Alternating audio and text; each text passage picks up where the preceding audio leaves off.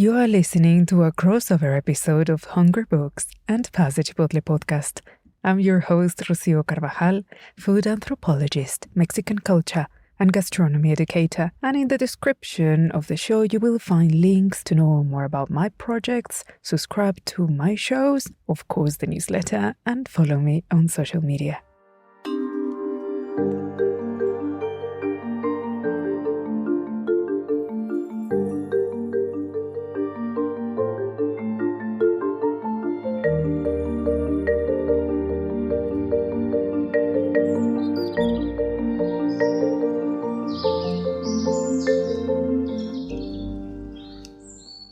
Well, hello and warm greetings from an increasingly cool autumn in Mexico. This hybrid episode will bring the best of both podcasts as it will take a deep look into the book Alcohol in the Age of Industry, Empire and War, which was published by Bloomsbury Academic in 2021. And together with editor Deborah Toner, we will discuss the ideas, highlights, and surprising revelations that each chapter presents. Also, we will talk about the relevance and pertinence of ambitious academic projects behind this type of books. So let me tell you more about my guest. Dr. Deborah Toner is an associate professor of history at the University of Leicester. She is a social and cultural historian of Mexico, the United States, Latin America, and the Caribbean, and has specialized in the history of alcohol, food, and identity, and the way they intersect with race, ethnicity, class, gender, medicine, and nationalism. She is co-director of the Drinking Studies Network, an interdisciplinary organization connecting researchers of drink and drinking cultures across different societies and time periods. Dr. Toner has been part of fascinating and ambitious research projects funded by the Arts and Humanities Research Council, including Consuming Authenticities, Time, Place, and the Past in the Construction of Authentic Foods and Drinks. And one of the outcomes of that project was the book published in 2015, Authentic Recipes from Around the World, which is incidentally the project that brought us together for the first time, and we immediately bonded over pulque. Another of her projects was mental, neurological, and substance use disorders in Guyana's jails from 1825 to the present, which led to the publication History of Substance Use and Control in British Guiana, which was published by the Leicester Institute of Advanced Studies. And one of her previous academic books that we will be referencing today is an absolute delight to read, and is called Alcohol and Nationhood in 19th Century Mexico, which was published in 2015 by the University of Nebraska Press. Now, circling back to the book that brings us together today, Alcohol in the Age of Industry, Empire and War, is a volume that ambitiously tackles 8 different aspects that underpin the presence of alcohol and its many social implications in the historical period that goes from 1850 to 1950. And through 8 different chapters, the book examines aspects of alcohol production, consumption, regulation, and commerce, alongside the gendered, medical, religious, ideological, and cultural ideas, also representations and practices that have surrounded alcohol. This book demonstrates the essential and problematic connections between empire building, industrialization, the slow process of decolonization, and the growth of the nation states. And it also casts light on the enormous range of actors and communities who built, contested, and resisted those processes around the world. Right. I think that sets the stage nicely. Also, I don't want to take too much time because I really want you to enjoy this rich and fun conversation. So let's get on with the show. I hope you enjoy this episode.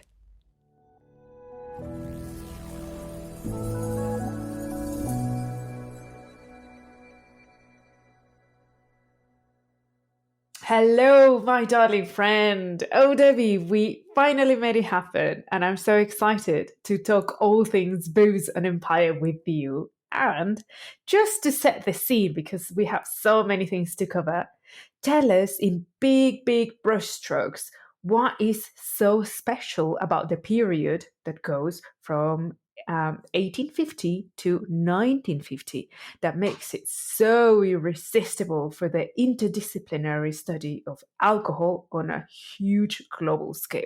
Oh, wow. What a brilliant question to start. And I'm so excited to be here as well.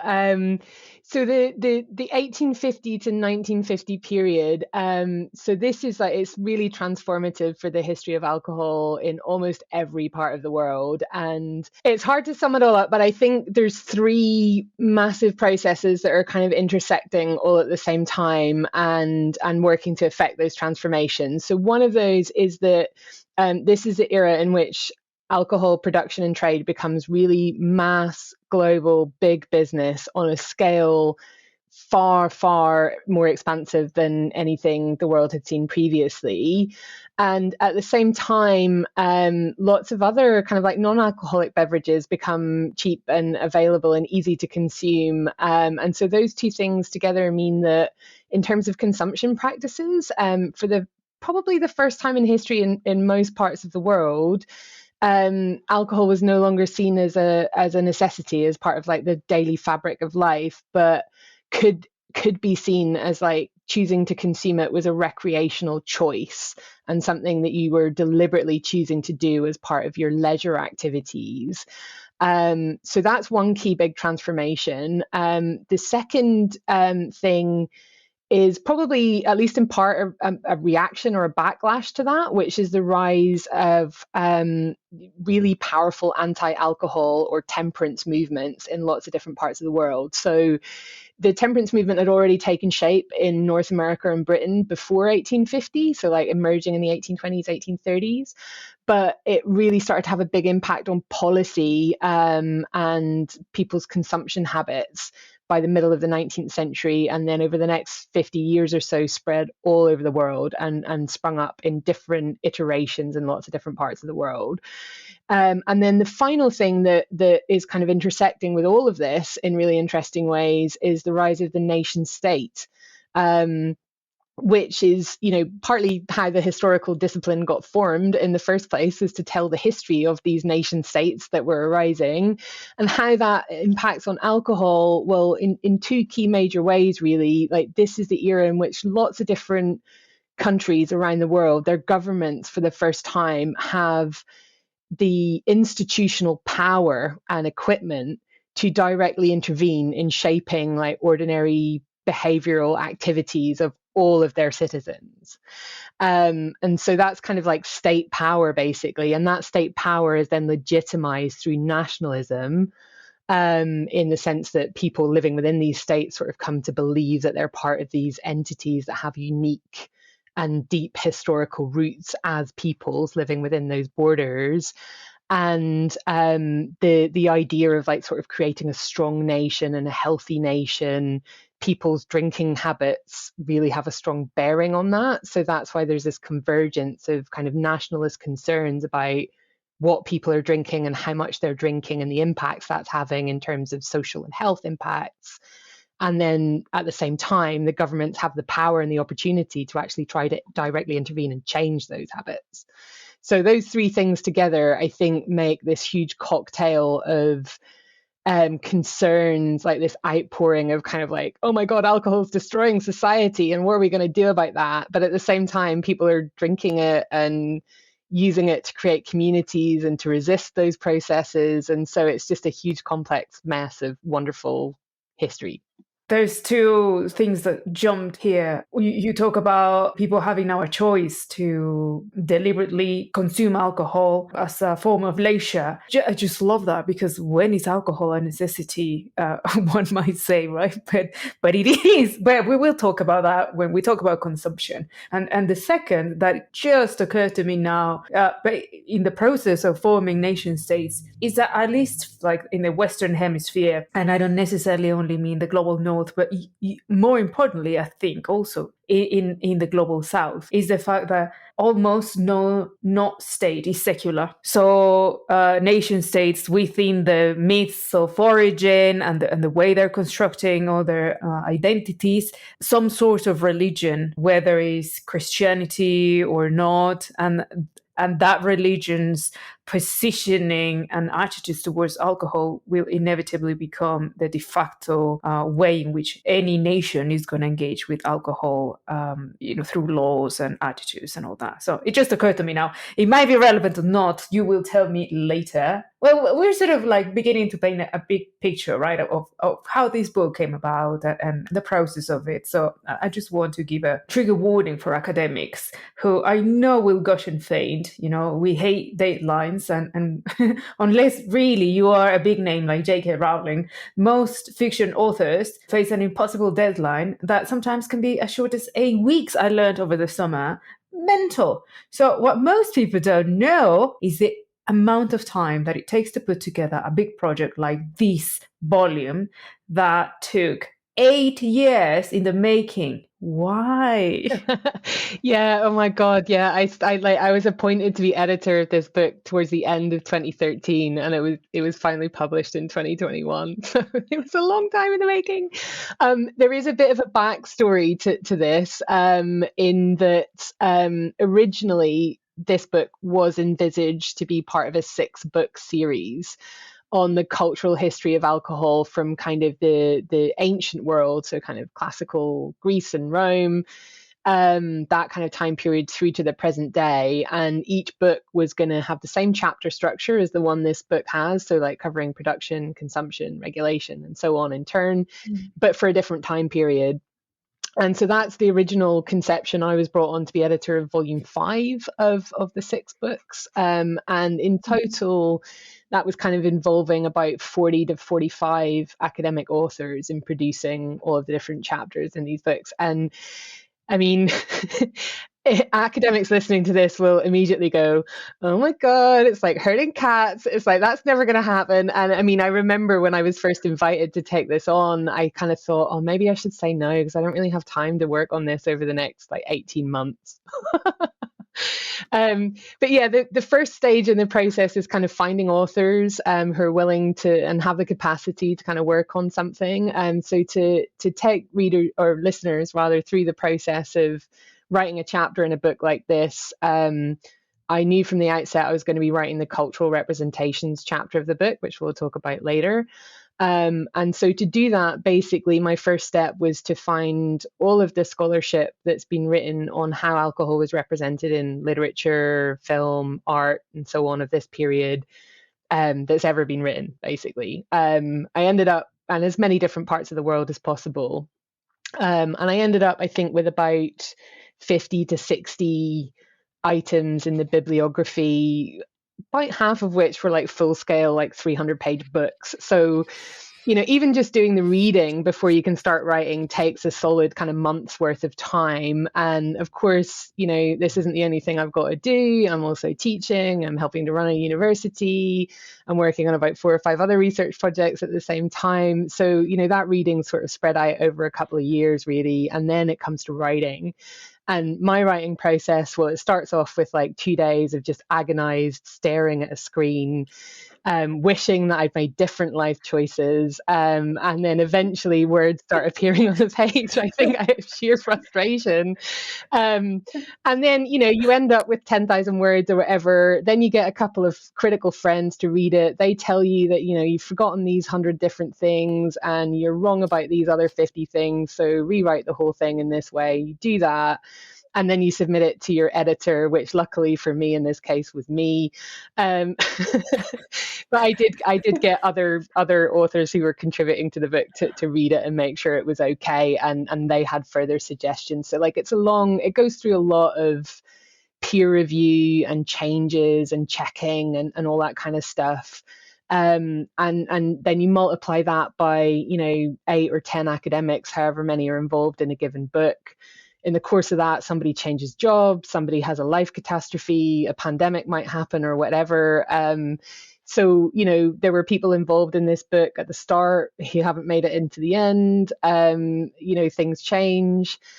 And then we got to I think it was about early 2019 when I submitted the manuscript. And at that stage, we were still optimistic that all 6 books could be possible to emerge at some point in the reasonably near future. But it became fairly clear not long after that wasn't going to happen. And so 2 books of the 6 were complete at that point. The other one was it's a book called Alcohol in the Early Modern World, A Cultural History, edited by Bian Tlistley, which you can also get from Bloomsbury Academic. And the decision was made collectively that it would be better to go ahead and publish those 2 books just as standalone books. And the other volumes were basically more afflicted by all of the things that, all of the foregoing life circumstances that just meant they, it just couldn't be. So people involved in these things are often juggling lots of different responsibilities and activities at the same time, and it's great when they come together because you have such a pooling of collective expertise that's wonderful. But they're really hard to pull together because of all of the competing demands on people's time and energies and so on. And that's the story of this book. Sounds so commonplace, but really the phrase of collective effort is what sums up this very, very long process, which what is the gain? What is the gain in doing this? There's clearly not a financial motivation, if anyone is wondering, because no academic is going to become filthy rich by doing this. It's really just to champion each other's work, to complement it, and to put out really new perspectives to further this common interest in this field of study, which is quite vigorously sort of branching out. Yeah. Thank you so much for your collective effort. There'll be songs about it for years to come. Alrighty, I think we are ready to explore the highlights and many head turners of each section of the book, which, I need to remind everyone, this is a crossover between 2 podcasts. That is a Hungry Books podcast, in which I review and analyze chapter by chapter the books, dissecting them. But of course, it's going to be a lot more fun because I will be doing it with you. So the first chapter is called Production. So literally the whole book is perfectly structured. Praise to your editor, wink. And this chapter is written by Andrew McMichael. This chapter presents a dynamic perspective to highlight the mutually conditioning relationships between the global north and the global south. So we are in this colonial context and post-colonial. So under that lens, one of the leading lines of inquiry is the impact that industry and technological advancements had on the production and value chains of alcohol. So it's not just the production, but how it's moved, how it's promoted, and then how it's distributed. And all of these created a far more complex and growing global demand. So which are the global ramifications, because we're talking on a global scale, of the continued impact of the Industrial Revolution that originates in one part of the world but impacts all of it in the history of alcohol? Yes, and that's a really great complex summary of what this chapter is trying to get at, I think. First and foremost, like, economies of scale just completely transform the brewing and distilling industries, to a lesser extent winemaking, but certainly in terms of beer making and distilled spirits, economies of scale transform production at a global level. And that kind of goes hand in hand with the things that you've mentioned, like transportation improvements, that meant it was those kinds of developments around transport, especially rail lines and steamship transportations, made those economies of scale possible, because it meant that a brewery or a distillery all of a sudden had access to massive markets in other parts of the country or in other parts of the world, so they can expand their production enterprises and know that they're going to be able to sell those goods to somewhere profitably. And of course, you mentioned as well, this is the age of sort of empire building as well.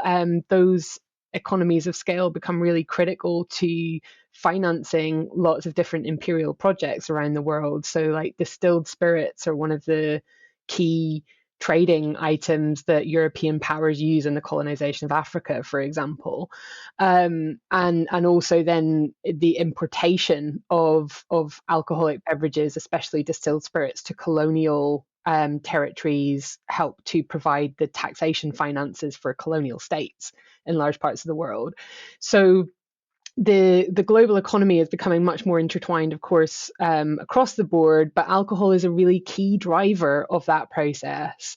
And also one of the earliest kind of industries to be engaging in technological innovation that have then ramifications in other industries too. So pasteurization is a really good example of that, a key process that was developed within the brewery industry that went on to transform dairy industries. And then, other kind of technological industry innovations like refrigeration, and that also kind of improved the preservability of products that would have had shorter shelf lives in the past, which again makes it possible to trade over longer distances and therefore, increasing the market exposure still further. There's two kind of linked processes then that kind of follow on from that huge expansion of production. One of those is the emergence of more consolidated industries. So rather than the brewing and distilling industries sort of multiplying in terms of there being lots of different producers, they tended to consolidate into bigger and bigger enterprises that also had lots of vertical and horizontal integration.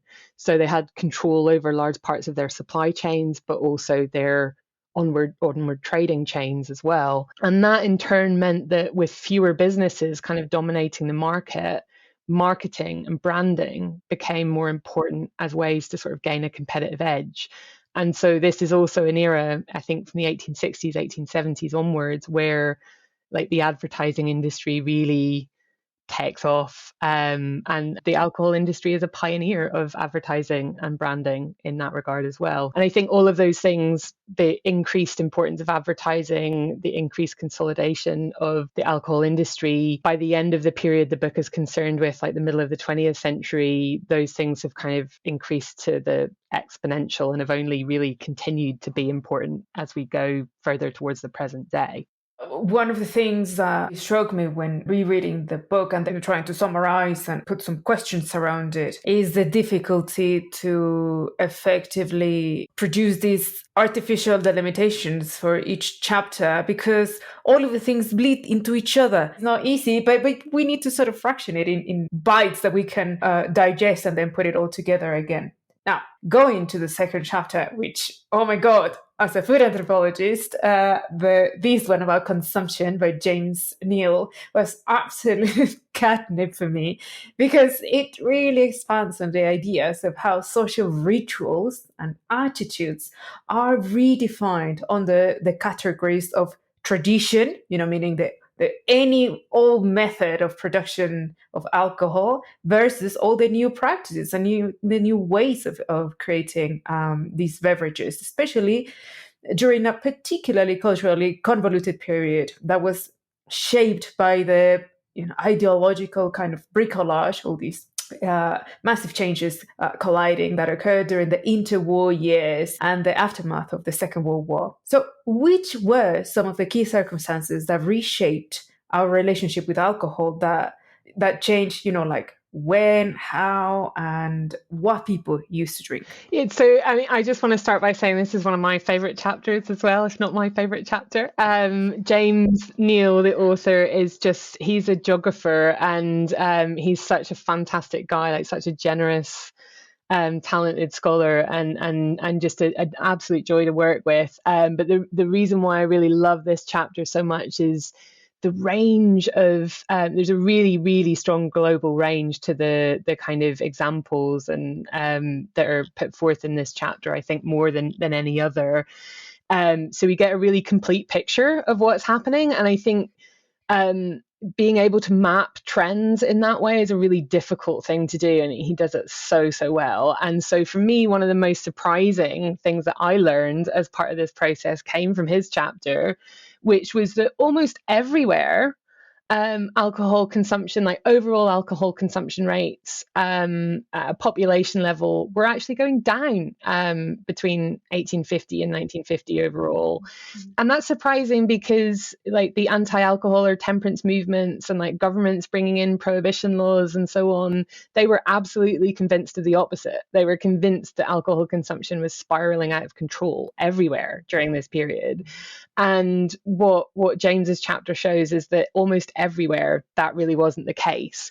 So there were fluctuations in overall consumption levels in the period. They tended to, in a lot of places, they were sort of going up between 1850 and 1870, 1880, but then after went down dramatically and continued to stay relatively low or comparatively low into the mid 20th century. And one of the key drivers of that is a shift towards beer consumption, instead away from distilled spirits and towards beer, because it has lower alcoholic content basically. So it's a perfect example of the interconnectedness of these topics, because of course what we were just talking about in terms of the economies of scale, breweries being able to ship their products all around the world without them going off, and that was the key factor that enabled this shift in consumption practices to happen. Now, France and Italy, I think, were the only two countries to buck that trend, in that they had high and rising levels of alcohol consumption across this period, perhaps more because they're kind of steadily wine drinking countries, but also discovered particular types of spirits in a big way during this time period. But that's a bit more speculative. A couple of other things I think are shaping the way people consume in these time periods. There's a huge proliferation in most places of urban drinking, like public drinking places like bars or pubs, taverns, saloons. They tend to have different names in different countries. And of course, these existed before 1850, but they increase enormously in number, which means people have a lot more choice about which ones to go to. And they tend to end up being increasingly specialized. So in a given city, you'll have different bars for drinking different types of drinks, different bars for different social classes of people, or different occupational groups or different ethnic groups to go to. And so this really helps to shape the way that drinking places becomes hubs of communities for different groups of people. And at the same time, more like kind of upper class or middle class groups are retreating from drinking in public and doing more of their drinking in the home or in semi-private spaces like clubs. So you have kind of this increased sociability, but for specific groups of people more than others. And that's a really visible trend, particularly for like, this is the era of the like working class man's drinking place. And again, that's another thing that will come up in a later chapter as well. And I don't want to derange the conversation, but many of those sort of newly embraced forms of consumption of mass-produced beverages, namely beer, also have a knock-on effect on different parts of the world when that industry takes on so well, and they sort of create this business model that is very, very efficient, so much so that they're able to export it. And thus, if the conditions are favorable, create another similar drinking culture in a seemingly absolutely different location. And that is the case of beer consumption in Mexico at the turn of the century during the presidential period of Porfirio Diaz, no? When all of these breweries come here and they just find a very fertile ground to start expanding. And that's one of the reasons why we are a beer drinking nation. So, but again, I must restrain. Let's move on. Now, over the summer, when we were talking about the book, I mentioned episode 9 of Hungry Books about the book A Short History of Drunkenness by Mark Forsyth, which I adore that book. He does such a good job at telling it in a very, very engaging way. So in this episode, I mentioned that my interest and confusion regarding prohibition is big because I've always found a bit perplexing and maybe, aggravated by cinematic distortions and exaggerations of Hollywood what, prohibition was really all about. So I mentioned this because on chapter 3, that is called Regulation and Prohibition, Dan Malik gives a set of locations. No, he chooses all these places to pinpoint a map of causality and correlation about prohibition. So where does it start? Where is the effect? Including, these crazy places that would have never put together. So one is Tsarist Russia, the changing laws regarding licensing in England before and after the Second World War, the French temperance movements that targeted the green fairy, that is, the consumption of absinthe, Sweden's very, very radical evangelicals, and of course, Canada and the US. And understandably, these two get a large amount of attention. So, can you please give us a kind of a roadmap to understand the basics of prohibition, how these places are interconnected, and more about this movement that, although it's commonly associated with American history, people will have to take home the fact that it's not. And it has, and it had a global presence and a global impact. Yeah, I mean, one of my key aims really in doing this book was getting precisely this point across, in that prohibition, like the national prohibition that was implemented in the United States in the 1920s, this wasn't a terribly unusual or unpopular quirk of like introduced by fanatical, Americans, which is the kind of popular ideas about prohibition. And to really try to de-exceptionalize the United States within this kind of historiographical landscape. And you mentioned Mark Forsyth's A Short History of Drunkenness, an absolutely terrific book. I massively enjoyed it and thought, I had very few quibbles in terms of, as an expert on the history of alcohol, very, very few quibbles. And I thought his treatment of US prohibition was completely spot on, in that, starting by saying what people think they know about prohibition in the United States is almost 100% wrong. So yeah, to make the first key point there, there really was a global wave of prohibition legislation in and around the years involving World War One. I mention that conflict because it was important in actually driving a lot of those legal processes. But it wasn't solely connected to the wartime context either, because in the preceding decade, sort of building up to the First World War, the alcohol question, like what to do about the problems that alcohol was creating in society, was framed by governments almost everywhere in terms of alcohol damaging national strength, the health of the population, and leading to national degeneration. And that term degeneration is a very racially loaded term as well.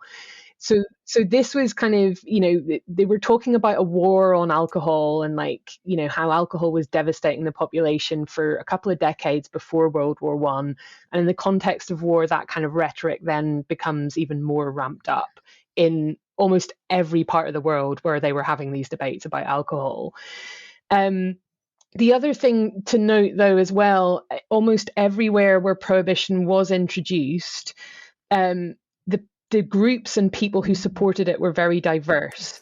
So there's this kind of misconception that it's only kind of, conservative, kind of puritanical types that are in support of prohibition. And they certainly were in many places. But prohibition is also supported by very progressive political factions, because they're concerned about the relationship between alcohol and social problems like crime, rising sort of experiences of public health disorders and mental illness and poverty and things like this. You also have a lot of feminist interest in the alcohol question because of concerns around domestic violence and the impoverishment of families and things like this. So you often find that a prohibition campaign represents a coalition of really diverse interest groups. And that then varies from place to place depending on what particular issues are kind of, concerning or animating societies at the time. And so, it's that coalition of people interested in this kind of law that helps to explain why it was introduced in so many places. So just to give some examples, in Russia, there was a prohibition introduced in the 1910s that lasted 9 years. Iceland lasted 20 years, Norway 11, Finland 13, Hungary 1, the United States 13, like national level prohibitions in all of those places. And then there were more partial prohibitions, so applying bans to specific types of drink, or applying total bans in specific regions, in Canada, France, Mexico, Denmark, and then in many other places like Britain and elsewhere, much stricter controls on where and when you could buy alcohol were also introduced around the same time. So lesson number one from all of this really is that the United States was not at all out of line, special, or particularly fanatical about the alcohol issue in this time period. The second lesson, and I'll not go on as long on this question, but there's this popular idea that alcohol consumption actually increased in the United States during Prohibition. It's utter nonsense. There are some big cities like New York and Chicago that, yeah, for sure, were awash with alcohol, and loads of people were drinking and partying and having a whale of a time by all accounts. But huge territories in the country were dry before the national prohibition law came into place. So like about half the territory of the United States already had a prohibition law in place before the national ban. Most people could not afford to buy bootlegged alcohol because it was very expensive. So, overall alcohol consumption rates plummeted. So in that sense, it kind of was effective. The other way in which the Prohibition law achieved its goals was in terms of really dramatically decreasing the social importance of the saloon as a public drinking place. The Prohibition campaign was actually explicitly targeted on saloons, getting rid of them from urban and rural environments. And, again, in that regard, it largely succeeded because a lot of the kind of like longer term legacies of Prohibition were to move drinking increasingly into domestic spaces or to more kind of upmarket kind of public drinking places like hotels or cocktail bars and that sort of thing. So, and of course, there were unintended consequences in terms of an explosion of organized crime and the black market. But the final kind of, I guess, lesson to take away is that it also didn't end.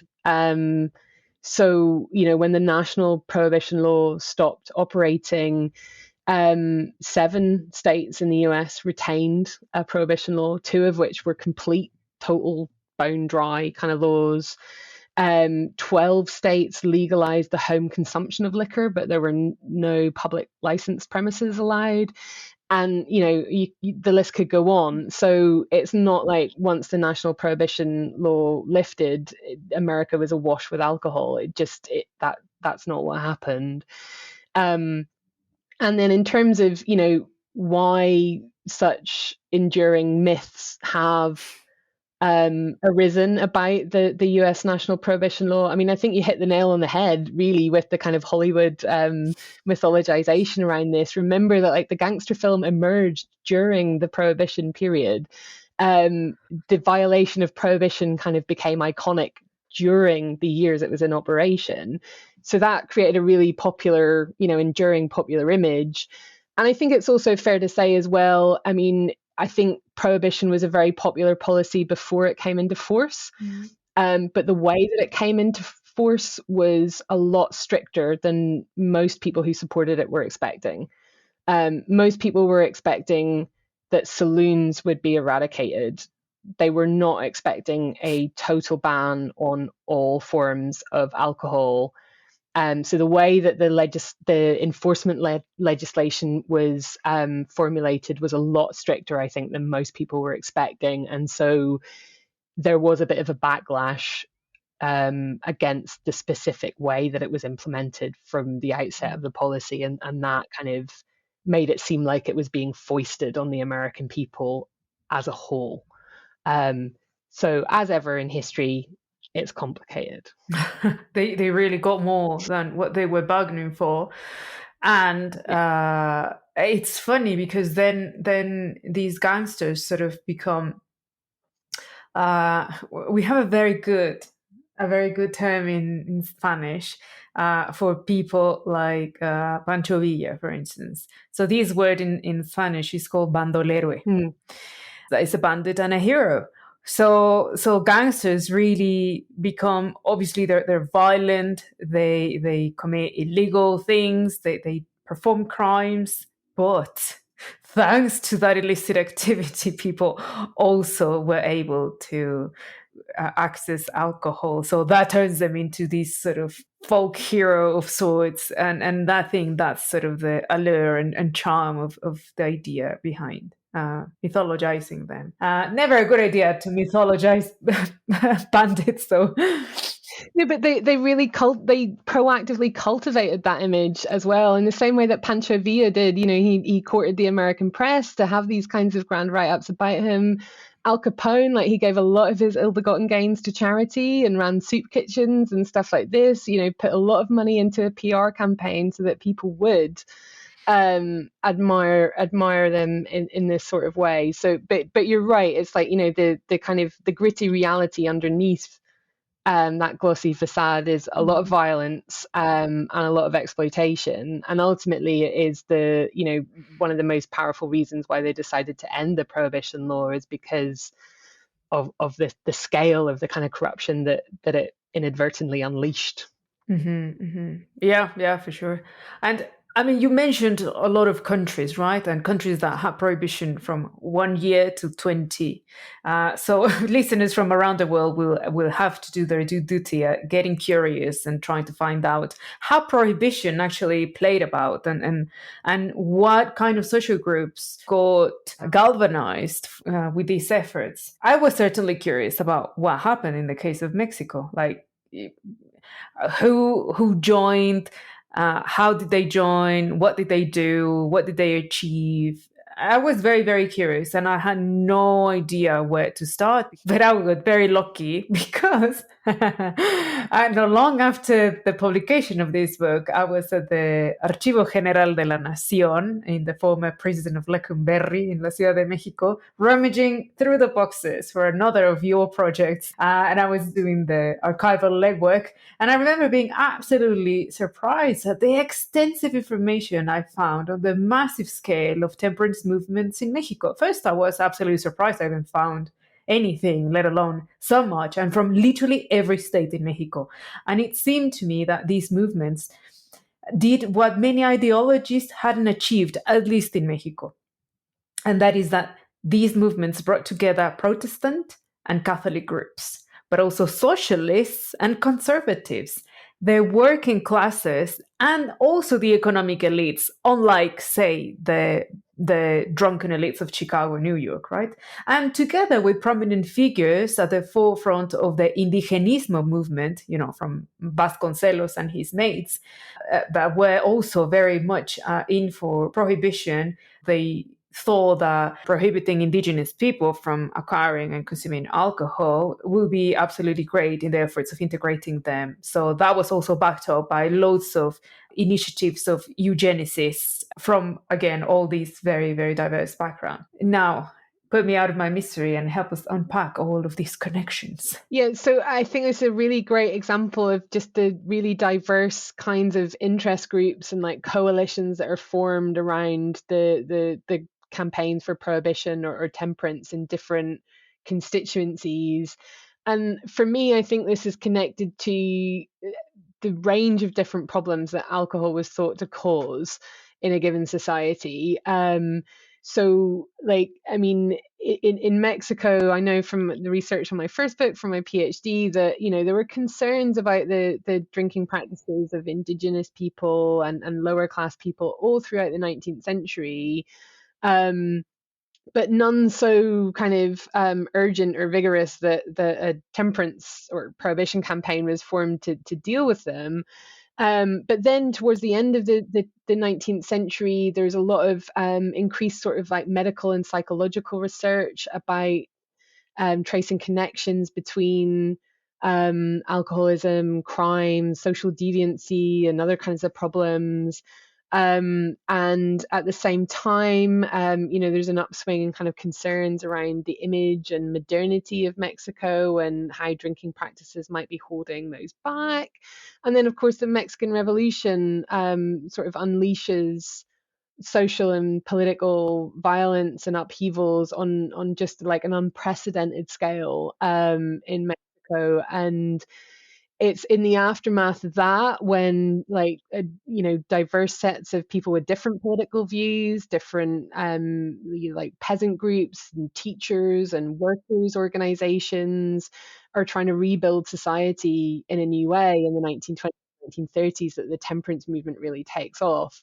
And so in part, I think the reason why you have such diverse communities being united around this issue is that alcohol is connected to a really diverse range of social problems in reality, but also in kind of discourse, because I think it also makes an easy scapegoat for larger problems in society around like maybe really entrenched social inequalities, for example, that are really difficult to solve. So, in some ways, it can be kind of used as a scapegoat to maybe paper over much deeper fissures in societies at times. But that's not to say, in many different times and places, alcohol has caused really serious social problems. The groundswell of popular activism against that process shouldn't be kind of diminished in any way. It's like, I think in the case of Mexico, there's this genuine convergence of really different groups in society wanting to rebuild society in a new way after the devastating conflict of the 1910s. And this was one issue around which people from Catholic and Protestant, rich and poor, well-educated, non-well-educated, could all unite around. And they did a lot of work that I think was overall broadly beneficial in a kind of social and educational sense. Especially. And that's just one example. You see those coalitions forming for different reasons in lots of different parts of the world, often combining kind of social work or health workers dealing with real kind of problems that they're seeing in their professional lives, aligned with maybe more religious or kind of moralizing forces in society that are kind of motivated by more socially conservative kind of values, I guess. It changes a lot from place to place. There's always a vitality, I think, to anti-alcohol movements that surprises people who maybe come at them thinking that this is just a bunch of conservative, moralizing boys. It's always more complicated than that. Well, in the case of Mexico, in the aftermath of the revolution, which was, devastating for pretty much every social sector, the rise in the consumption of alcohol, it's really, symptomatic of bigger problems. However, you need to start somewhere. And if that somewhere begins with preventing the overconsumption of something that's aggravating social interactions in private and public spaces, well, then that's easier than going all to therapy together, right? So, they did what they had to do. And now we sort of arrive to the halfway point, which is chapter 4. And chapter 4 is all about commerce. And this chapter was written by Gina Hames. And it takes us back again to the Industrial Revolution, but not only to address, the kind of dry logistical aspects of trade and distribution, but also, and it's a bit more fleshy, the impact of large-scale production of the distilling industry. You mentioned the beginning pasteurization process and modern brewing, but the interesting bit is when we cross over, or sort of when we put one on top of each other, the effects of the Industrial Revolution versus hundreds of years of craft production of alcoholic drinks, and how one displaces the other, why, and what happens when our attitudes go changing gradually. So, what was the role of modern media machinery in promoting these new forms of production to tackle its adoption? Or in other words, how advertisements convinced us that new was better than old. Well, and therein lies the great paradox in many cases, actually, because how most early advertising in the alcohol industry chose to mark themselves out as distinctive was by emphasizing the old and the traditional. So this new technique of full page ads in newspapers and magazines, the labels that would be on particular products, those are the key sort of vehicles for advertising in the late 19th, early 20th century.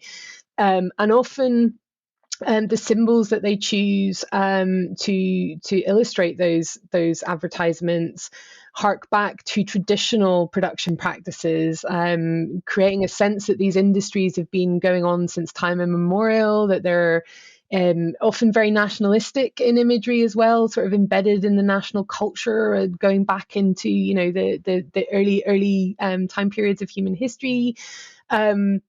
So one of the earliest examples of this is Guinness, a very famous Irish beer, who in 1862 selected the Brian Boru harp as the logo for its product, and it remains the logo to this day. It was subsequently adopted by the Irish state as its imagery about A triumph. 60 years later. But like the Brian Boru harp, it's kind of like a mythical thing, stretches deep back into the ancient Celtic past. And so this is a technique of investing that modern product and the modern advertisement with a really, really deep history. And that was really, really common. The other really common marketing strategy was to tie a product to its region, its locality. So I think the very first designated product of origin legal category was created in the early 1900s for Bordeaux wines. So creating a sort of cache of luxury and connoisseurship around products produced from produce in a specific region. So that was an innovation of the time as well, kind of marketing through the uniqueness of the location in which something was produced. I think 1908 was the first such law, and I think it was a Bordeaux wine. Maybe it was champagne, I forget. But one of those ones. Definitely French. And I guess that duality between new and old, and how one sort of supports the argument for the other, because it works in both ways. We see over and over again with alcohol still to this day, right? I don't really watch television because I don't have one. So I just stream things. I happened to be in front of a normal television, and there were some ads, Mexican ads targeting Mexican people in their 20s. So there's this party and then they're all drinking, and one says like, if you don't like the taste of beer, you don't have to drink beer. Now these mixes and cocktails, different flavors and colors, there's like, they have all the fun but not the nasty flavor. And I'm like, what? First, what? Second, beer was new at some point here and was branded as a new thing that was better than fermented drinks. But now it's yucky because it's too strong. So, how the tables turn. And now because we don't like that strong flavor, we prefer the fruity, like blue radioactive colored drinks. So it is almost poetic how marketing just, recycles itself to sell stuff from either side of the argument. And another thing that addressed in this chapter is something very, very interesting that also sort of takes us back to the colonial and post-colonial context. That is the role of the alcohol industry, and that is like the whole production chain as a major employer of people all around the world from between 1850 to 1950, that historically has been overviewed, the role of alcohol as the alcohol industry as an employer. So what was the impact of wars, because many big wars happened in this period, conflict and prohibition, on the regional economies in the US that depended entire populations on the production of alcohol? What happened when that ran into a halt? So, I mean, there was massive disruption, of course, but I think already by the time of the First World War and the introduction of the Prohibition law, so much industry consolidation had taken place. The many of the biggest producers and firms were able to reorientate their production lines towards industrial forms of alcohol. And diversifying into other products as well. And so we're able to kind of survive, at least some of them were, the ravages of the war and prohibition.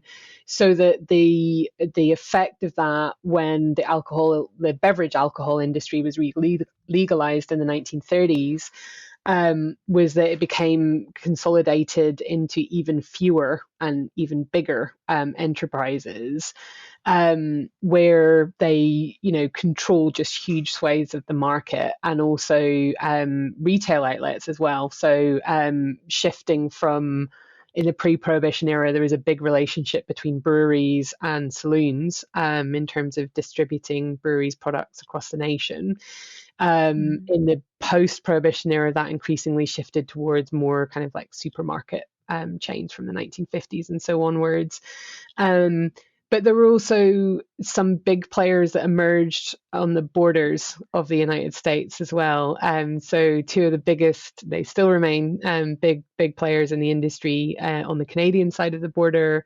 Seagram's and Hiram Walker's basically filled a gap left in the market by US producers in the 1920s. And during the Second World War, when most US distilleries and most European distilleries were diverted towards the war effort, this also created a huge international demand for tequila.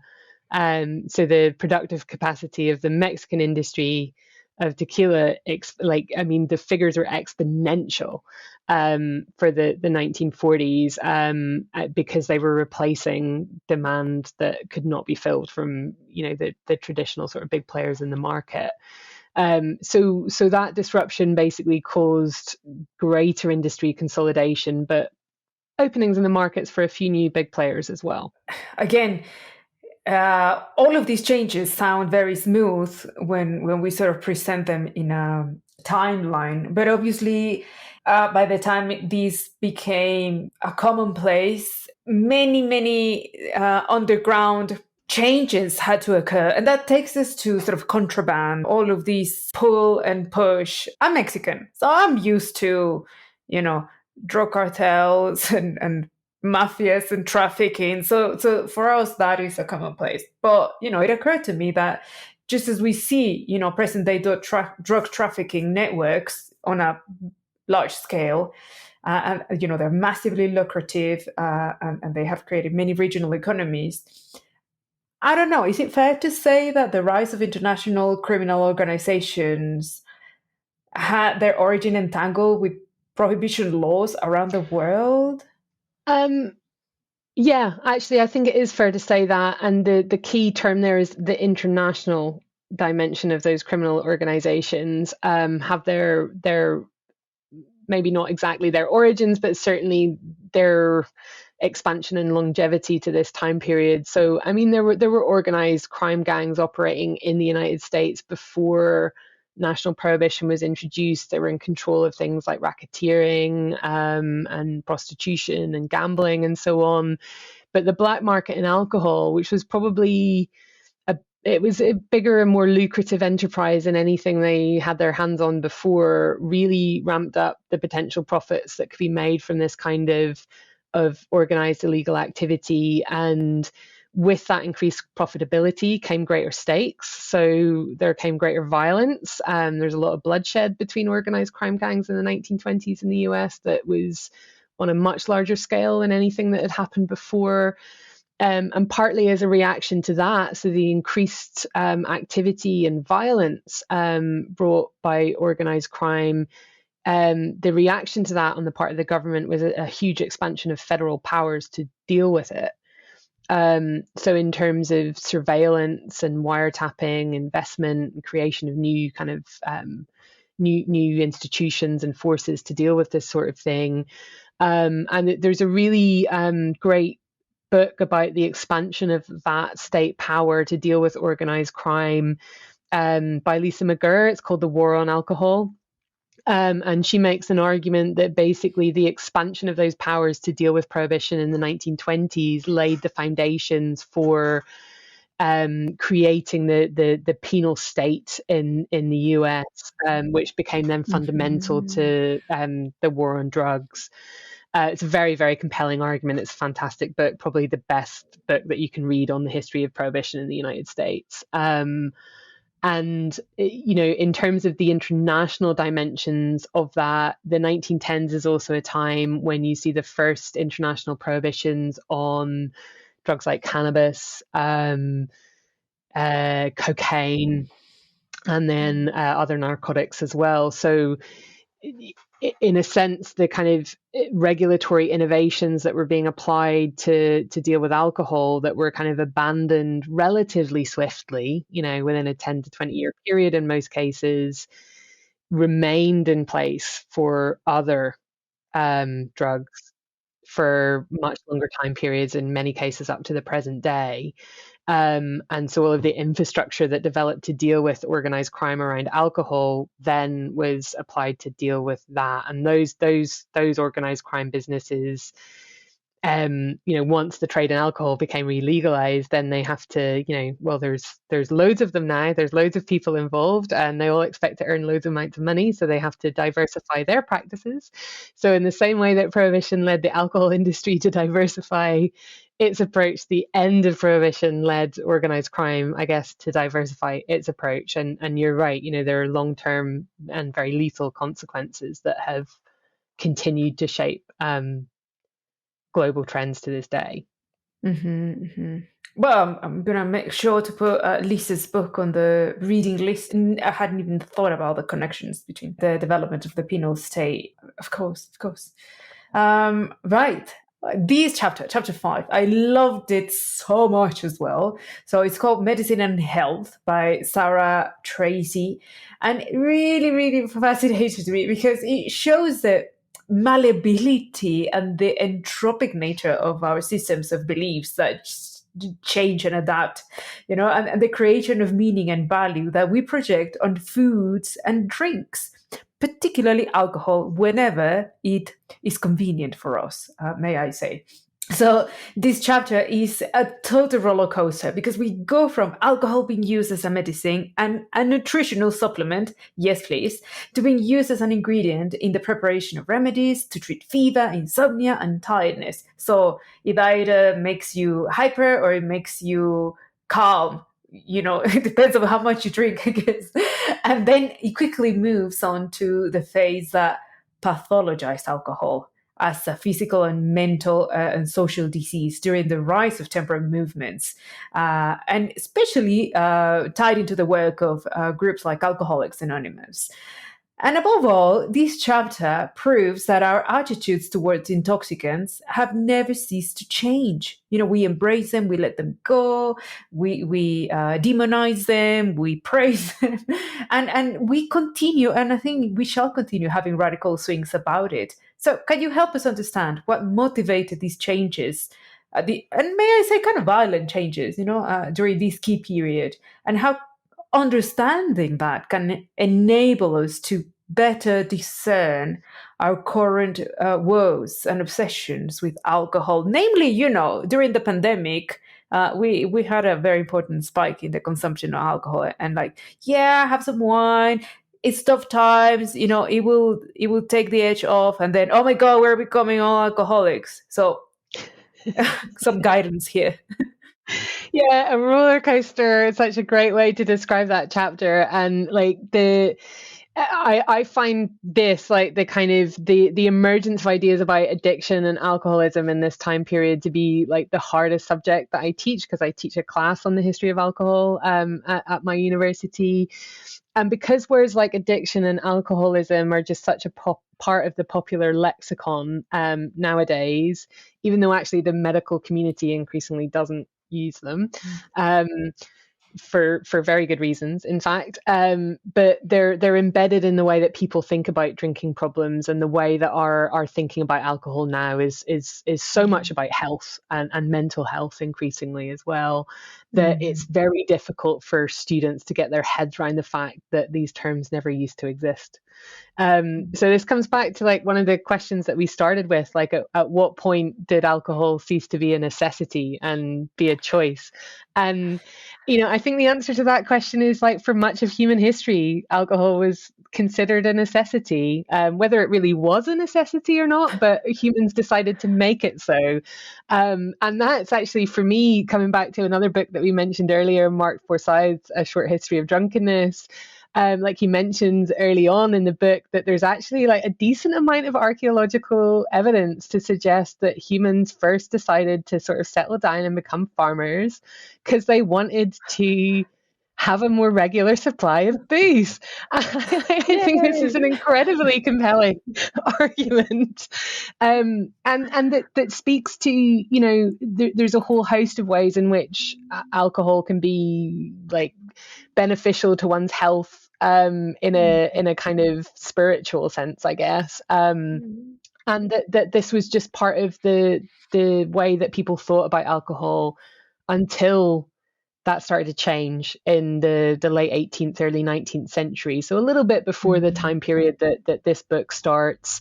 I think the first conceptualizations of a pattern of behavior known as addiction, so some sort of compulsive form of consumption of alcohol, started to take shape in the late sort of 1700s. Benjamin Rush is often cited as the first kind of guy to come up with an idea of addiction.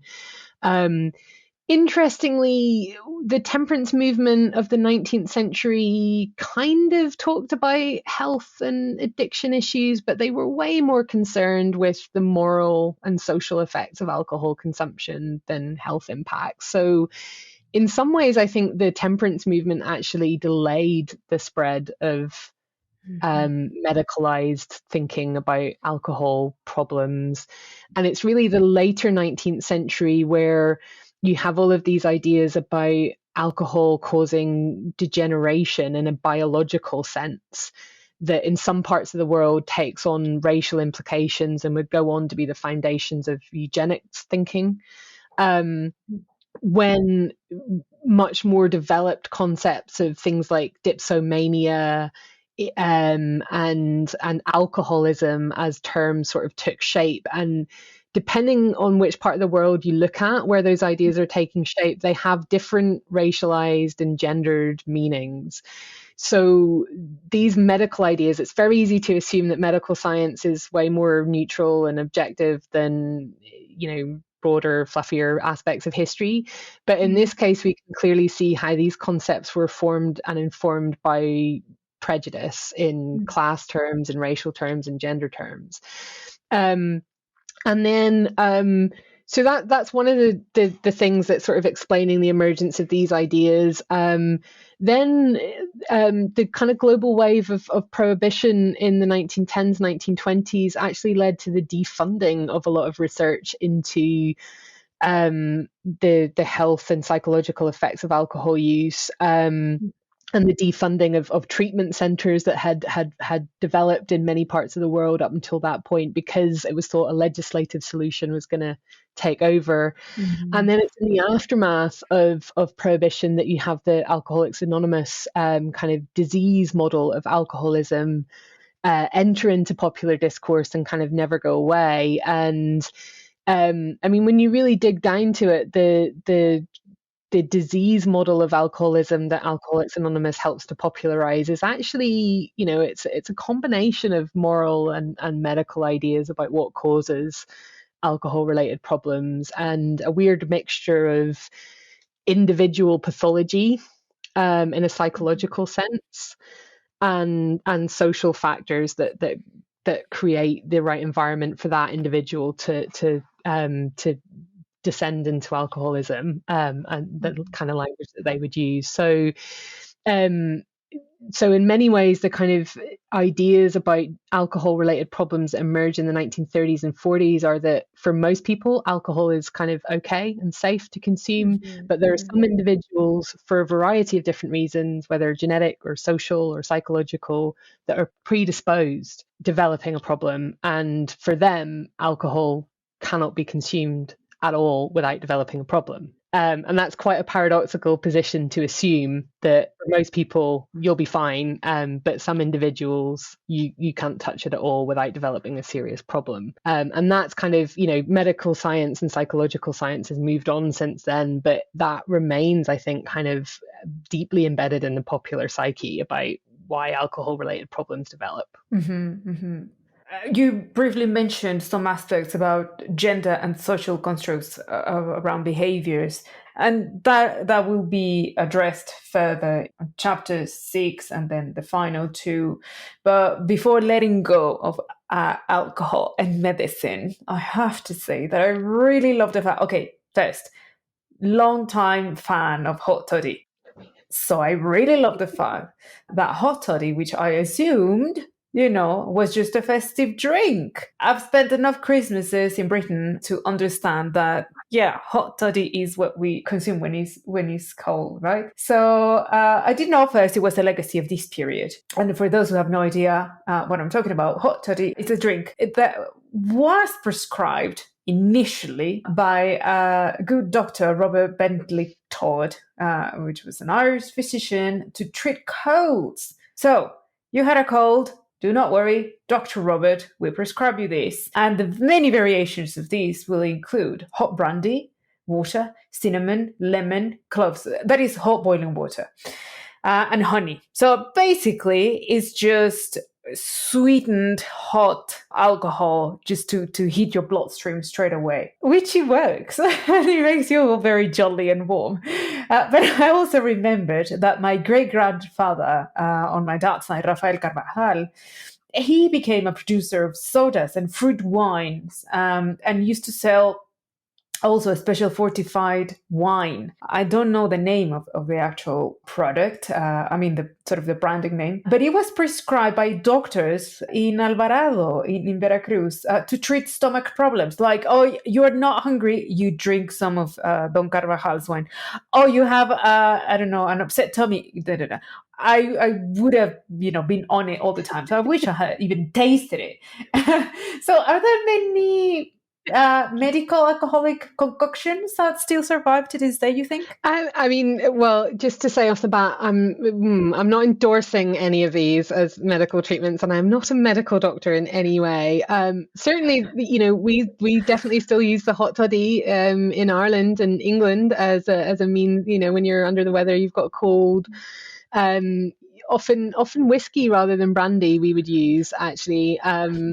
And I think it's partly it makes you sleepy, and it's like sleep is the best medicine for something like that. But I think people take nips of things to deal with various ailments still. And I remember my mum telling me when we were growing up that it used to be like, it was an official government guideline for like pregnant women to drink Guinness because of the iron. But I think I think that probably stopped being an official government guideline like maybe 20 or 30 years. That explains a lot. But I do remember an incident at university where I had a terrible cold, and I decided that the best way to deal with that was to spend the evening drinking Guinness, and I was cured the next day. I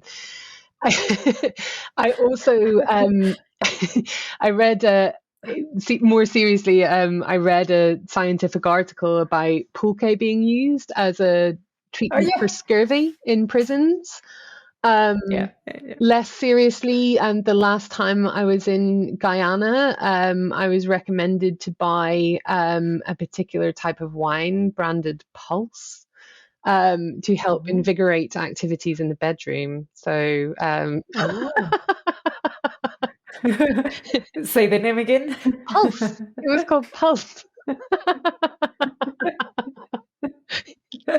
How adequate. Yeah. So, who knows the degree to which these things work, but I think there's surely there's lots of still folk ideas about different ways we can use alcohol to treat various things. I do remember that about scurvy, and if I remember correctly, you told me that came from a medical study in prisons here in Mexico, right? Because Yeah. malnutrition was sort of rampant, and it always is in prisons in this period. But also here in Mexico, still today, after a woman gives birth, especially in certain cultural contexts, they spend 40 days sort of being nursed by other women of the family, and that often includes, depending on the social group and cultural context and all that, but drinking a lot of beer is thought to help producing milk, and also pulque, of course. Well, we're often encouraged to think of like when we consume alcohol, we're consuming empty calories. But there are some circumstances in when you need a lot of calories, and like when you're a breastfeeding mother, that's one of them. Of course, there's a counter argument there about there being alcohol in your system and so on and so forth. So again, I'm not a medical doctor and I'm not endorsing any of these practices. But you can, there is a logic that you can understand to these things. Yeah. Yeah, absolutely. So, if people want to try it out of their own volition, let us know. We are going to link things that were related to these cultural constructs about behaviors of gendered behaviors. So we are no strangers to gender food practices in general, who eats what and what women eat and what men eat and da da da. So, they are present pretty much in every known culture. And they have been shaped by multiple factors, such as division of labor, religious beliefs, gender hierarchies, you name it. Including, the ability to bear children and the implications for our bodies and what we need to eat to recover. So on chapter 6, on gender and sexuality by Stella Moss, she presents a very useful analysis of the ideas and attitudes that underpin masculinity, specifically in drinking cultures, the social dynamics, spaces, and activities that emerged, those that likewise existed in the case of femininity, that is, social dynamics, the spaces where women drank, and the activities that they engaged with. So can you tell us which were the general anxieties of the period regarding the consumption of alcohol, with this gender perspective, and how these aggravated negative stereotypes of class, gender, religious values, and morality? And what was the aftermath? Are we still sort of carrying a scar of that? It's a really interesting way to think about that question, because I think like men's and women's drinking has kind of fairly universally been stigmatized in different ways, and I think still in kind of modern day, if you look at kind of media coverage of things like binge drinking, for instance, in contemporary Britain or the United States, women's sort of excess alcohol consumption tends to be sort of conflated with loose sexuality or kind of putting themselves in sexual danger or whatever, whereas young men's drinking practices will be more associated with kind of becoming violent or kind of rowdy in a kind of social sense. So I think there is a legacy of that still shapes the way we think about these gendered things today. And going back to, I think there's two distinct things that Stella Moss's chapter really helps to bring out. One is that the kind of pre-First World War and pre-Prohibition drinking culture is very much all about masculinity in public drinking spaces, in both a positive kind of socially constructive sense, in that like working class communities are built through these spaces. There's a lot of political organization that happens through saloons or pubs or pulquerias or cafes in France, because there are groups of working men that are socializing here, and like labor union politics and stuff becomes involved in them. So they're very kind of important community and political resources. But at the same time, those same masculine lower class drinking cultures are the subject of most great concern from the temperance movement, the prohibition campaigners, governments seeking to ensure that their adult male population are healthy and strong in terms of a workforce, or armies increasingly becomes relevant.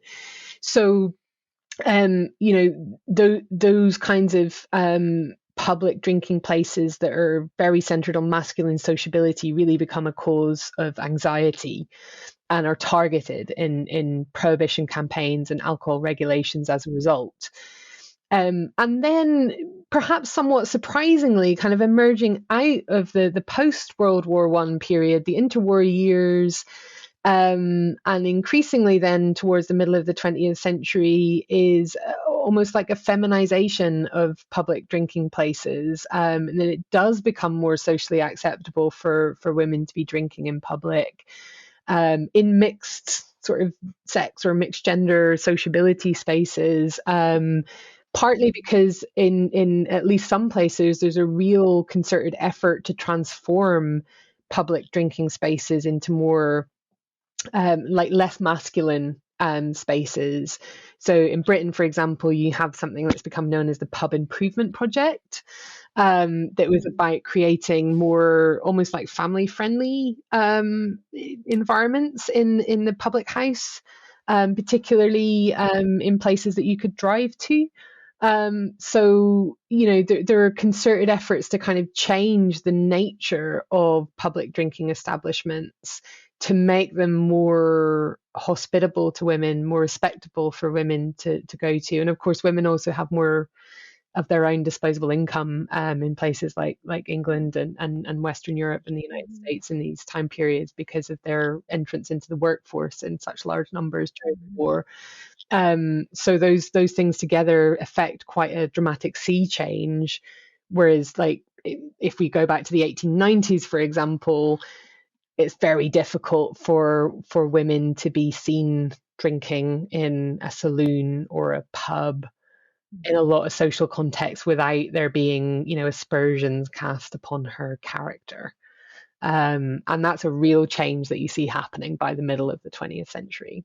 Oh God, it reminded me of so many things. First, of that pub we didn't go to in Sheffield that we eventually found, which was inside the station. It's lovely. It's absolutely brilliant. Talking about making pubs family friendly again, that reminded me of many years ago when I worked and lived in Oaxaca in the cultural sector. There was still, I think there still is, an annual fair of mezcal. So it was La Feria del Mezcal. Takes place in a public park. Loads of producers and distributors will just offer samples to visitors, and there's like music and talks and things like that. But the main idea is just to do some marketing.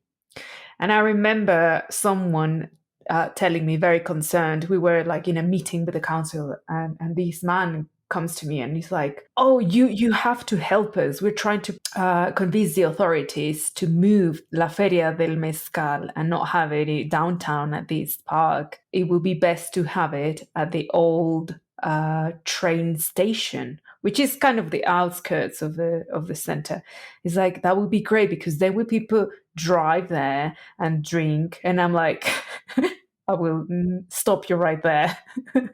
Anywhere you need to drive to in order to get shit-faced is not a good idea to then have people getting in the car and driving home. It's like, no, it should stay where it is because people will arrive walking and leave walking or crawling, but not driving. So that's a terrible idea. So making friendly pubs where people can drive with their families. That's some food for thought. However, I have to be also a bit cheeky and say that I think I am an advocate for making pubs family friendly again, and I will say why. We move again to the next chapter, and actually it's a two part, and they're very much connected. So.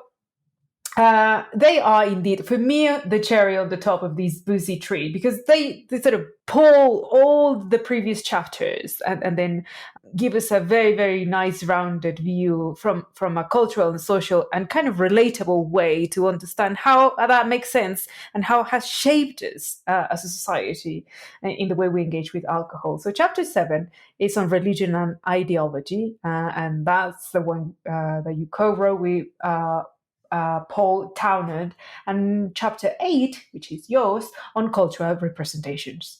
So can you walk us through some of the several many overlapping sociocultural aspects that have shaped and conditioned our responses, engagement, and ideas about alcohol that makes it either acceptable or transgressive, and anything that's in between, and how even art, music, and literature, and later on, like we said earlier, film, have been fundamental to the enduring presence of alcohol in our societies. Mm. Oh yeah. Great question. And yeah, I mean, like the last two chapters are really all about ideas and, what societies think and believe about alcohol, in many ways. So, on the chapter on religion and ideology, the temperance movement is actually a really big focus of that chapter. In fact, we sort of consider temperance as a form of ideology, in the way that it invests values of things like sobriety, self-control, moderation, and restraint as the kind of pillars of upstanding citizenship, for men, and then invests an even greater sense of kind of moral purity, in what it means to be a good woman and a good mother and a good wife and all of that sort of thing. So in that sense, we sort of see temperance ideology as very much connected in with powerful tenets of middle class culture in the Western world, and specific types of Protestantism in particular. And that is, temperance is most widely kind of known as a middle class kind of white Protestant phenomenon. But then we go on to muddy up that picture by kind of talking about how temperance also then was taken up and used in alliance with other ideological forces like socialism, liberationist forms of nationalism, and even anti-colonialism in some contexts as well. So thinking about really the ways in which, what is and isn't acceptable and what's transgressive in terms of alcohol use can actually be, in some contexts, that can be used to kind of oppress and, marginalize people, but in other contexts, it can kind of be empowering as well. And then in terms of the chapter on cultural representations, I mean, I started out as a historian of literature. So I wrote my PhD on representations of alcohol in Mexican literature. And this was for me a really nice chapter to research and write, because it gave me the opportunity to really engage in like comparative analysis of how other scholars had written about the same thing in Britain and Ireland and different parts of Europe, in North America, in France and Spain, even a little bit on Russia as well. So I learned like a huge amount researching this chapter. And I think some of the most common, there's two really striking things that define literary and artistic representations of alcohol in this period. One, in connection to some of the things that we were talking about on the medicine and health chapter, there's a serious artistic exploration of condition, like pathologies of alcohol use. So in terms of addiction or alcoholism, not just like surface level representations, but a serious like artistic exploration of what it means to be addicted to something, or to be an alcoholic. In a lot of different ways, actually. So some of those kind of explorations were connected to concerns about degeneration. Others were kind of more a reflection on what it means to be modern, and if, like modern life is actually inherently sickening to humans. And then the second kind of vein of artistic representation was more around thinking about the experience of intoxication in a non-pathologizing way. So how it might be connected to particular types of artistic perception, how you might explore the idea of the drunken self in a psychological way that isn't about pathologizing, but about having a richer understanding of what it means to be human. So those are kind of some of the most important and interesting things that I found in writing that. And On the very last point, I just want to sneak in another recommendation to another book. So my dear friend and colleague Steve Earnshaw, he was actually the person that I sent this chapter to as a critical friend to get his insights and recommendations for how to rewrite it and change it. And bless him, he didn't really give me too much work to do. But just before this book was published, his own absolute masterpiece came out. It's called The Existential Drinker. And it's about kind of 19th and 20th century literary explorations of determined drunkenness as a way of confronting existence. So he's an expert on existentialism as well as a kind of specialist on literary representations of alcohol. And he brought those two things together in this book. It's magnificent. It's a masterpiece. Highly recommend The Existential Drinker. If you recommend it, I'm going to read it. And one of the books that you mentioned, from which you harvested a lot for the 8th chapter, is one of your books that I really, really enjoyed for many reasons. And it's Alcohol and Nationhood in 19th Century Mexico, the Mexican Experience, comparative literature exercise, and also seeing how in fictional literature, alcohol is portrayed through these social dynamics of gender, class, and obviously in the context of the formation of the nation state of Mexico and the many novels that appeared in this context in Mexico, very famous all. At least here in Mexico, we grew up reading those novels. I would say that for enjoyment, but most people just read them because, there are assignments for school, but that's fine. You never get the chance to sort of analyze them from outside just the aesthetic context. Our attention is always driven and pointed towards how classes are portrayed, not the habits, and certainly not necessarily alcohol. I'm always saying that we benefit so much from the perspective from the outsider who can help us look outside in and inside out from our own culture and say like, oh my God, he was in front of me all this time. So it is so useful and so necessary to have different ways to engage with our own, in this case, literature that has defined us. Yet there's so much wealth there that we don't know how to harvest because we haven't approached them with different eyes. So that is what your book gives us. And that's why I really, really like it. Oh. We return now to the title of the book, which is Alcohol in the Age of Industry, Empire and War. How did religion, ideology, and cultural representation manifest their entanglements with alcohol in post-colonial societies between 1850 and 1950? That's my thesis from the beginning, that implications of religion and the rise of states shaped our perceptions and laws and habits or not. From your perspective as a researcher, where do you read and what do you read in order to answer this question? Oh God. It's so complicated. I mean, I remember being very, very surprised the first time that I was kind of reading about the American temperance movement and how connected to Protestantism it was. So I grew up in Northern Ireland in a Catholic family.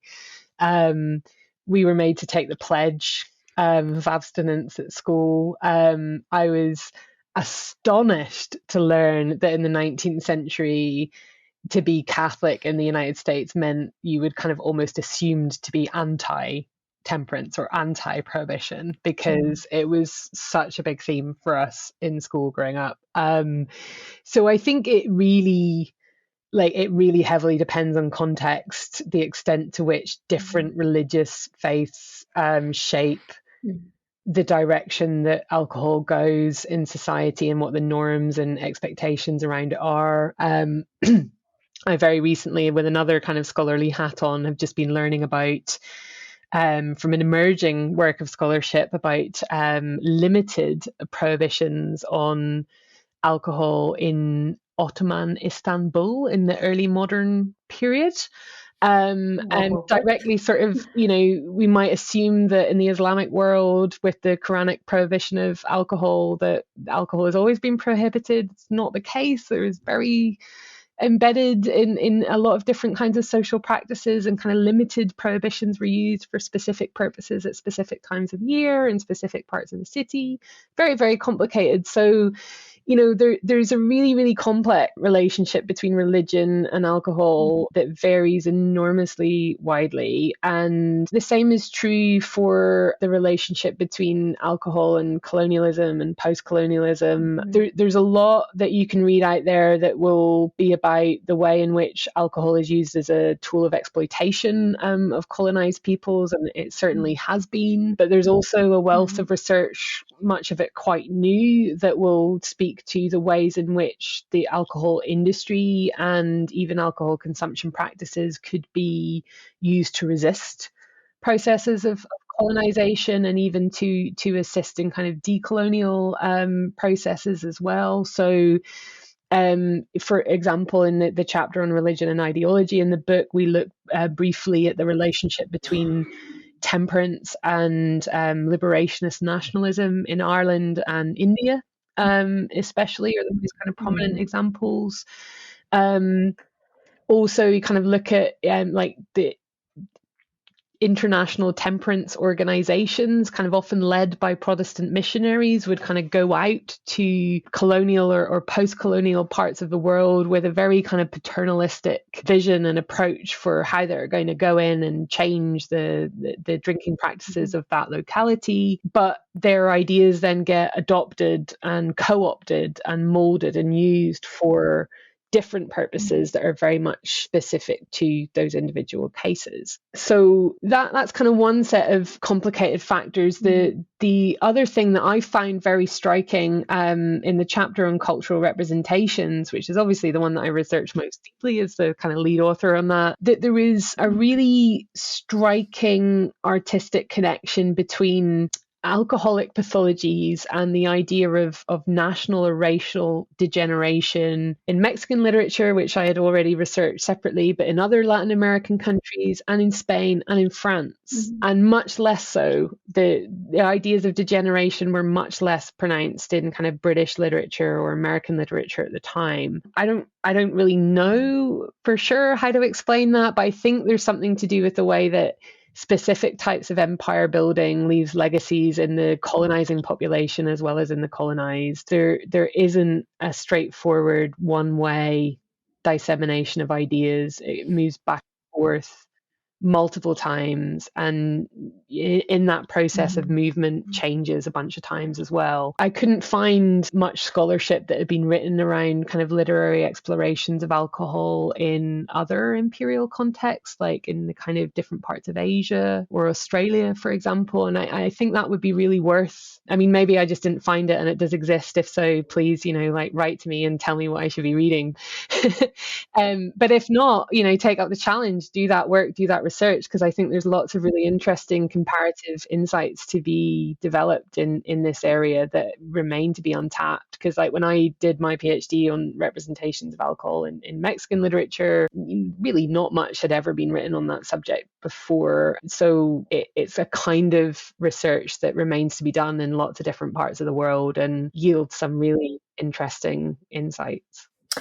Right. So now to close out this episode, which has been really, really epic and absolutely delightful to do this exercise with you from the beginning of this project, from its conception to its final completion. There were kind of a few ideas that were sort of loose in my head when I was rereading the book. And first, I thought a lot about the transformation and reinvention of traditional spaces where alcohol played a key role in facilitating social encounters. I mean, not only because in my food tour, I take clients to modern day pulqueria. Well, it's like a bar, but also they have pulques. So it's a glorious space. But also it made me think a lot about the loss of traditional pubs and bars and the cultural implications of their absence. Like what happens afterwards? What happens with the production chain? What happens with the people? What happens with everything that occurs there? Which spaces then substitute these? And how does it affect the social tissue and bonding practices and practices of sociability and conviviality? Where do they go? Are we all doomed to drink over Zoom forever? Please let me know that's not the answer. I mean, I don't think so. I think, In some ways, I think maybe the 19th century was a little bit of an anomaly in terms of how much the landscape of public drinking places expanded and specialized and diversified in many places, and it contracted in the 20th century, in the early 20th century anyway, as a result of things like prohibition and those kinds of changing regulations. There was a retreat, and like an ongoing retreat, I think, of drinking into the home again, especially with like the kind of rise of supermarkets, and in many countries being able to kind of buy alcohol cheaply, and much more cheaply, in fact, from shops rather than going out to pubs or bars or whatever. But I think there's also been an expansion and a revitalization of the pub industry or the pulqueria industry or the tavern industry, wherever you are, in the later 20th century into the early 21st century. And, there are ongoing reports of pub closures in England, and COVID and the pandemic didn't help. But also, I think in some ways that kind of context helped us to really see the ongoing social vitality. And I can think of like just my own local pub called the Bradgate Arms in the village of Ruby. Like it closed down, so it stopped operating for business, obviously, during the COVID-19 pandemic. But its staff operated all of these like really vital community lifelines, especially during that first lockdown in the UK. So they were the people who were running groceries to elderly residents who couldn't leave the house. They were the people who were shipping medicines to people. It was the pub that was the center of that community response to the pandemic. And I don't think that's accidental, because the pubs and those kinds of drinking places are still embedded in social communities in really, really intricate ways. I mean, the way that works and the way that looks in different countries is obviously varies from place to place. But I don't think it's something that we've lost from the social fabric at large. Maybe it's the case that we have to do a bit of work as people who like to see them there and who like to see those social influences, that it's kind of on us that we have to make sure that they continue to be viable businesses as well into the future. So basically, we're encouraging everyone to go and keep them in business, right? Right. Yeah. You can, if you don't want to drink, you don't have to drink alcohol. You can buy a meal, you can buy a coffee, you can buy, the NOLO, the low alcohol and no alcohol drinks industry is totally thriving at the moment as well. So you can be concerned by the health impacts of alcohol consumption and still support your local pub. Yes, please. I mean, talking about, what did they offer to us, and going back to the family-friendly pub. I remember the work of a folk singer and researcher. She's a musician, Kate Rusby. And I came to know her and love her because my partner, whom you know, loves her, and every Christmas, like that's the soundtrack. We listen to her old folk songs. So for decades, she has been digging up the proverbial South Yorkshire Victorian pub songbook. Very obscure outside even of Yorkshire, and she brings back part of the cultural heritage and the legacy of these spaces, which, in the light of the rise, like you say, the destruction laws of historical English pubs. The last victim was a few weeks ago, well, months ago. These Britain Wonkiest pub, the Crooked House in the West Midlands. Oh, right, yeah. That was quote unquote accidentally burned. Oops! Now we get to build flats, right? So it really feels like they will soon become just relics of oral tradition, which is absolutely heartbreaking. So, was there anything that, in hindsight, you would have liked to have featured on this volume? I mean, it's obviously, you need to draw the line, because obviously things on the news, new research, you make a connection, but oh my God, it's too late, So what was left out? What would you have liked to squeeze in? Or even better, are there any other subsequent projects bring children of this? Yeah, I mean, I think partly the conceptualization of the book to focus on the kind of 1850 to 1950 period was kind of an artifact of how the project started. And at the end of the process, had we started with a different premise at the outset, it would have probably made more sense to carry on that story up until the present, and to connect the historical developments that we were talking about to the things that are happening today. So that would have, that if it had been a standalone book project from the outset of its conceptualization, we probably would have done it that way. The other thing that I kind of regret is that our reading was very monolingual. It is a book that's based on, about 500 items, I think, are in the bibliography, and the majority of those are full-length books, so it's not like we were being lazy or anything, but almost all of it is scholarship written in the English language, and of course there's lots of relevant work that would have been published in many other languages around the world. It's partly a limit of our own scholarly abilities in terms of what languages we can read. But I think, the book did have ambitions to be global in scope, and tried to cover as many parts of the world as we could. And I think we would have been able to do that better had our reading been a bit more diverse in terms of the languages that it was written in. So that's kind of, I wish we'd done that differently. But for a book that was already 8 years in the making, at least it's seen the light of day.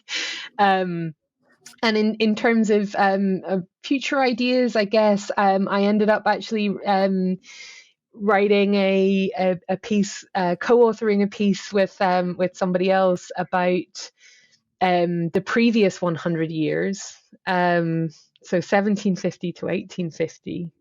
And particularly on the questions of gender and the transformations that were happening in that. And so that was a bit of a departure for me in terms of stretching back a bit further in time to the kind of modern eras where I'm usually most comfortable. So going back to like the 1700s was interesting and cool.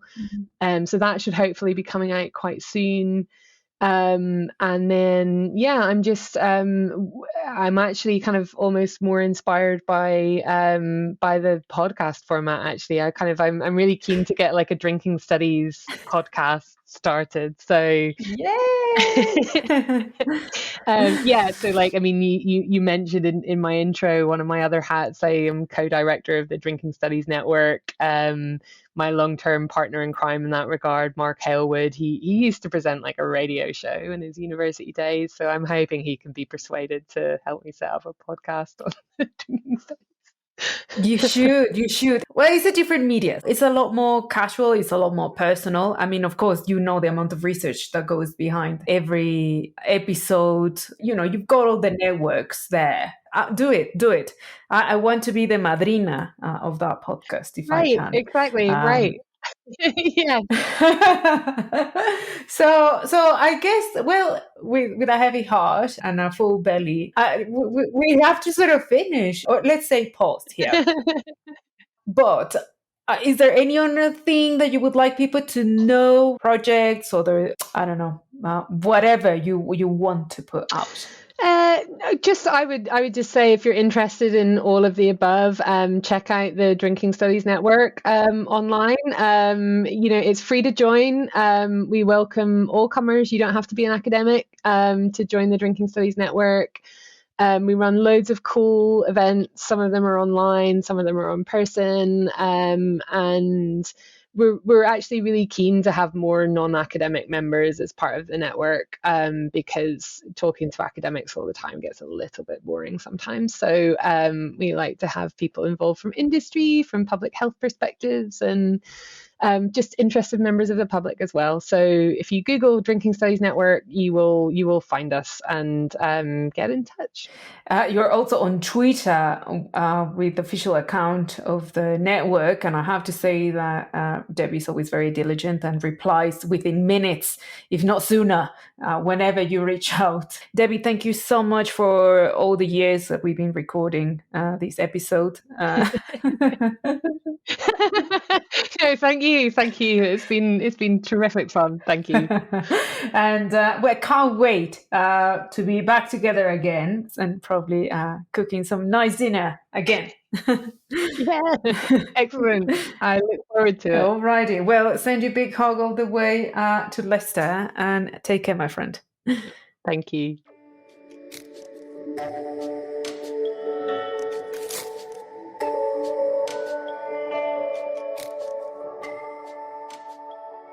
Thank you for listening. This episode was prepared, produced, and presented by me, Rocio Carvajal, and Dr. Deborah Toner. And if you're interested in knowing more about her work, I have put together a list of resources for you, including books, papers, videos, and podcasts. And if you have any questions, comments, or nice things to say, you can reach out to me on social media. Find me and the show on Twitter and Instagram, and you can drop me a line to hello@pasachipotle.com. The full list of resources and recommended references, including this book, of course, are on the blog post of my website. And I have put a link, of course, for you on the notes of this episode, which you can see on your podcast app.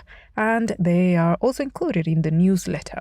If you enjoy this show and want to help me continue doing it, well, you can do so by recommending it to your friends, writing a 5-star review on Apple Podcasts or Spotify.